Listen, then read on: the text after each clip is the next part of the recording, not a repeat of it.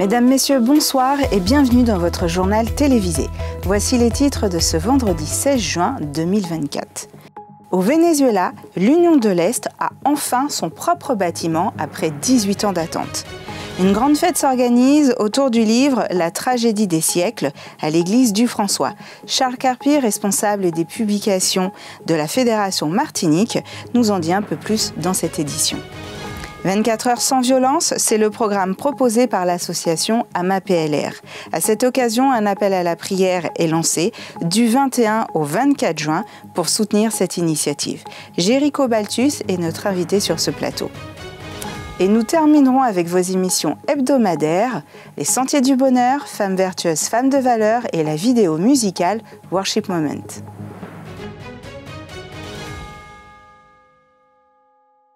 Nous commençons avec une visite au Venezuela. 5 ans après l'organisation officielle de l'Église adventiste du 7e jour en tant qu'Union de l'Est au Venezuela, l'une des deux principales régions ecclésiales du Venezuela.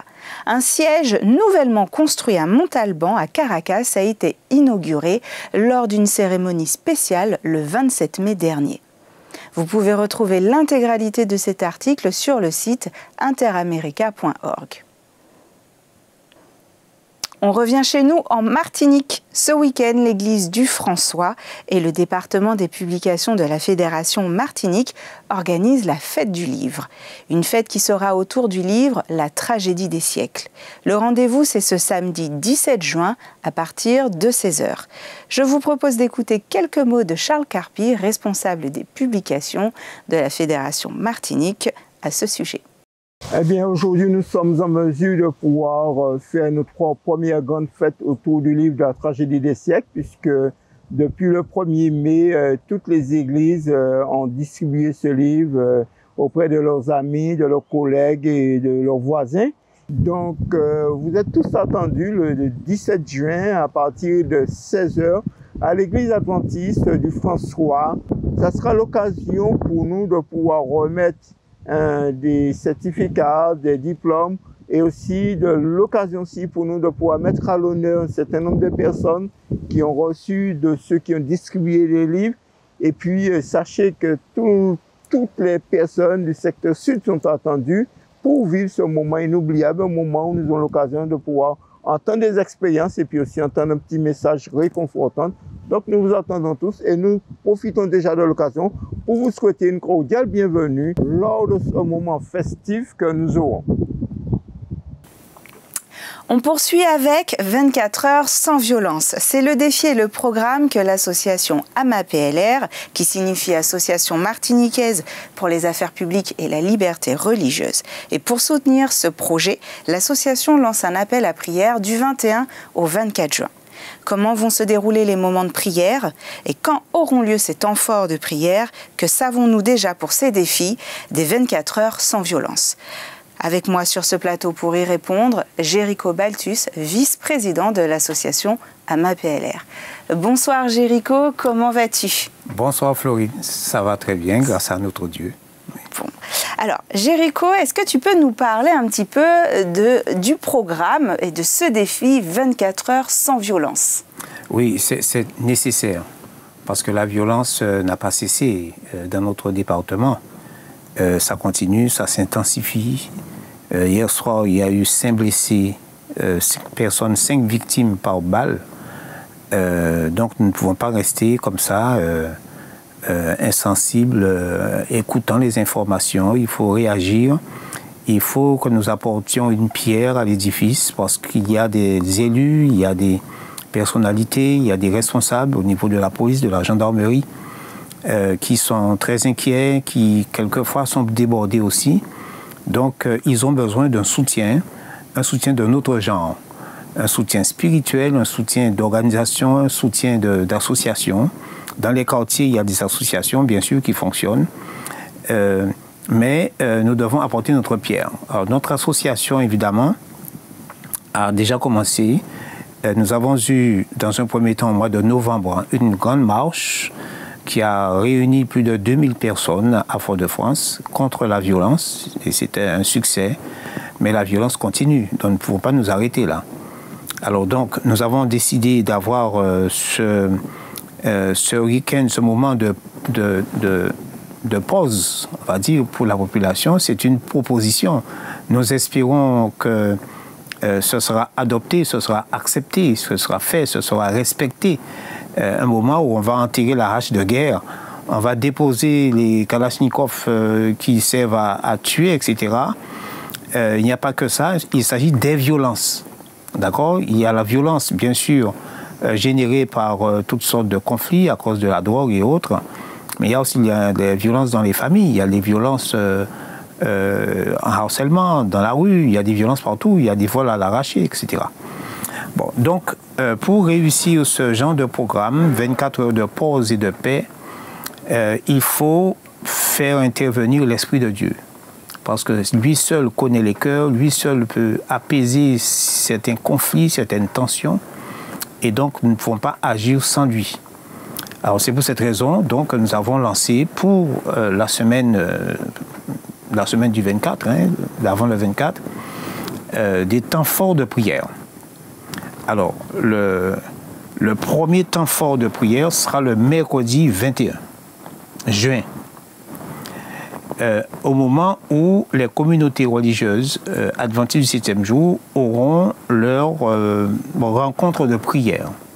Donc, ce soir-là, ce mercredi soir-là, 19h à 20h, eh bien, nous demandons aux communautés de se mettre en prière pour la protection de nos concitoyens, pour que l'Esprit de Dieu puisse prendre possession des uns et des autres pour, au moins pendant 24 heures, qu'on soit en paix, qu'on soit en sécurité. Donc, le premier temps fort de prière, c'est mercredi soir. 21 juin. 21 juin. Le second temps de prière sera le vendredi 23 juin. Retenez bien cette date, à 5 heures. À 5 heures. Donc, c'est le matin, tôt, lors de l'émission de Madé. Alors, nous invitons tous ceux qui le peuvent, tous ceux qui le souhaitent, tout cela à venir sur le site d'Espérance FM, de telle sorte que nous puissions ensemble invoquer la présence de l'Éternel sur notre département bien-aimé, le département de la Martinique. Donc, vendredi matin à 5 heures, nous avons tous rendez-vous ici. Nous avons eu l'occasion d'avoir ce type de rencontre le vendredi qui a précédé la marche et qui donc nous a servi. Par conséquent, nous souhaitons que la plupart de nos auditeurs et ceux qui le souhaitent, quelle que soit leur appartenance religieuse, qu'ils viennent avec nous sur le site d'Espérance FM de 5h à 6h. Ensuite, on pourra se rendre à ces activités respectives pour que nous puissions ensemble invoquer la présence de Dieu sur la Martinique. Vendredi 23 juin à 5h. Ensuite, vendredi toujours. Alors, premier temps, c'est mercredi. Ensuite, vendredi matin à 5h.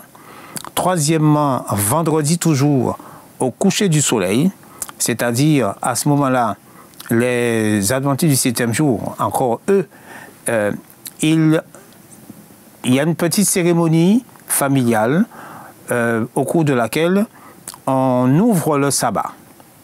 Okay? Au cours de cette cérémonie, nous leur demandons de prier également pour cet événement. Okay? À l'ouverture du sabbat, cérémonie familiale dans les familles, vendredi au coucher de soleil. Au coucher du soleil. Il y a une heure, je pense que c'est 18h15 ou 20, je ne sais plus. Maintenant, quatrième temps fort, samedi matin, au réveil. Il s'agit là de la prière individuelle.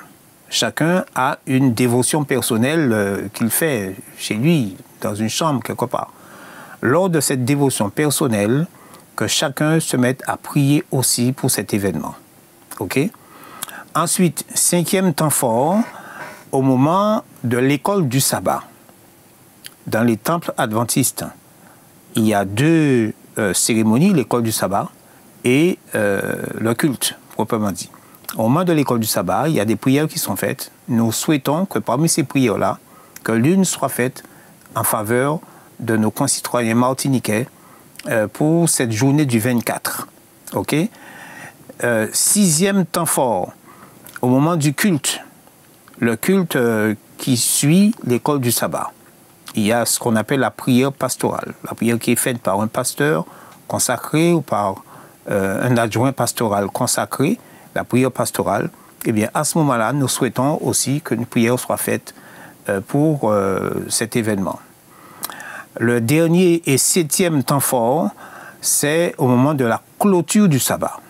De même qu'il y a eu un temps fort pour l'ouverture, pour la clôture également, la petite cérémonie qui va fermer les 24 heures du sabbat, eh bien, que nous prions également pour remercier Dieu déjà pour ce qui n'a pas été fait et pour ce qui a été fait, d'accord, ce qui n'a pas été fait en matière de violence et ce qui a été fait en matière de prise de conscience, de telle sorte que nous puissions, ce qui serait souhaitable, que la Martinique puisse continuer sur cette lancée et que le dimanche, qu'on soit toujours en paix, sans violence, etc. Et même davantage, parce que nous visons aussi les grandes vacances, parce que nous avons choisi cette date justement parce que nous sommes au début, à l'orée des grandes vacances. Et vous savez, lorsque les vacances arrivent, les gens ont tendance à se relâcher et à consommer n'importe quoi qui peut générer la violence, soit la drogue, soit l'alcool ou autre chose. Violence dans les maisons, violence sur la route, etc. Donc voilà les différents temps forts que nous souhaitons réaliser, que nos membres prennent les choses en main pour que nous puissions aider nos concitoyens à vivre en paix. Alors Jéricho, juste pour faire un petit résumé, il y a 7 temps forts. Oui. Le premier commence donc mercredi 21 juin Oui. de 19h à 20h. Oui. Le second donc sera le vendredi matin à 5h avec l'émission de Madé donc à Espérance FM. Oui. Ensuite on continue le vendredi soir au moment de l'ouverture du sabbat. Oui. Ensuite on enchaîne le sabbat matin donc dans sa dévotion personnelle, Oui. lors de l'EDS. Oui. Au moment du culte, Oui. et puis le dernier temps fort lors de la clôture du sabbat. Exactement. Et si on peut, et si on veut, et si on souhaite, et c'est ce que je vous souhaite à tous, y compris à moi-même, eh bien c'est de continuer en paix pour le dimanche. Exact. Merci Jéricho, Okay. et nous ferons ce qu'il faut avec tous. Voilà. Merci. Que le Seigneur nous bénisse, qu'il bénisse la Martinique. Amen. Ok, très bien. On continue avec vos émissions hebdomadaires. Tout d'abord, votre chronique Les Sentiers du Bonheur. Le titre de cette semaine, Honore ton père et ta mère. Vous pouvez retrouver l'intégralité de l'épisode sur le site www.adventiste.mq. Il est également diffusé le samedi à 13h sur les ondes d'Espérance FM. Éric, en ce mois de juin, les parents sont à l'honneur avec la traditionnelle fête des mères, célébrée le 4 juin dernier, et la fête des pères de ce dimanche 18 juin.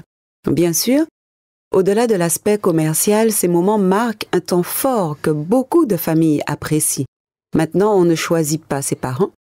Nous avons pourtant avec eux un lien inaliénable qui nous unit à eux, et ce malgré les différends qui peuvent survenir.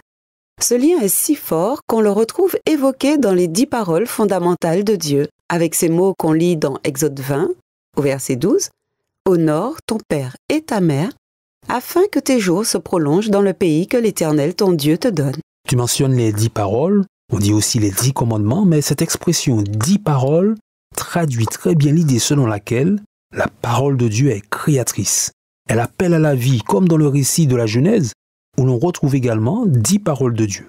Dans le premier chapitre de la Bible, Dieu s'exprime à 10 reprises pour organiser et structurer notre monde et permettre ainsi la vie. C'est avec ce même regard qu'on peut lire les 10 paroles d'Exode chapitre 20, 10 paroles gravées sur des tables de pierre signifiant leur durabilité et leur permanence. Et parce que ce sont 10 paroles de vie, il est tout à fait logique qu'il y en ait au moins une qui s'intéresse aux relations entre parents et enfants, quel que soit l'âge de l'enfant d'ailleurs. Ensuite, votre émission Femmes vertueuses, femmes de valeur. Cette semaine, Véronique reçoit Josiane Légel, que vous pouvez découvrir ce samedi à 11h sur votre chaîne YouTube Espérance Média Martinique. Pratique religieuse à la maison. Non, ce qu'on nous demandait de faire, c'était la prière qu'on avait l'habitude, c'était je vous salue, je crois en Dieu, acte de construction, enfin, tous ces trucs-là. Et puis c'était fini, il n'y avait pas de... ça n'allait pas plus loin. Ça n'allait pas plus loin. Mais une fois qu'on a fini avec ça, c'est fini. Hein? Fais ça le matin, parce que maman te disait toujours.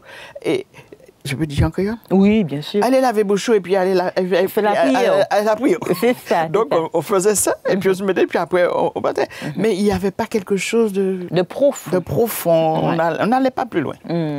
Et j'ai élevé mes enfants comme ça, parce que c'est ce que j'avais appris. C'est ça. Mais c'est quand j'ai appris à connaître Dieu, j'ai changé les choses. C'est comme ça on m'a élevé, donc je donnais ce que j'avais. Et puis, quand j'ai connu mon Dieu, j'ai remis les choses en place, et jusqu'à... Nous terminons avec le Worship Moment. Ce soir, c'est un medley que nous vous proposons, que vous pouvez découvrir en intégralité sur la chaîne YouTube Espérance Média Martinique. Je vous propose d'écouter un extrait.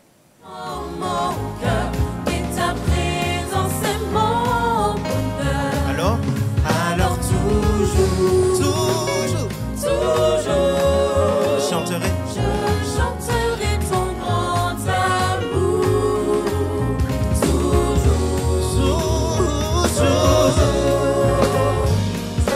chanterai ton grand amour. Alors toujours, hey, je chanterai ton grand amour.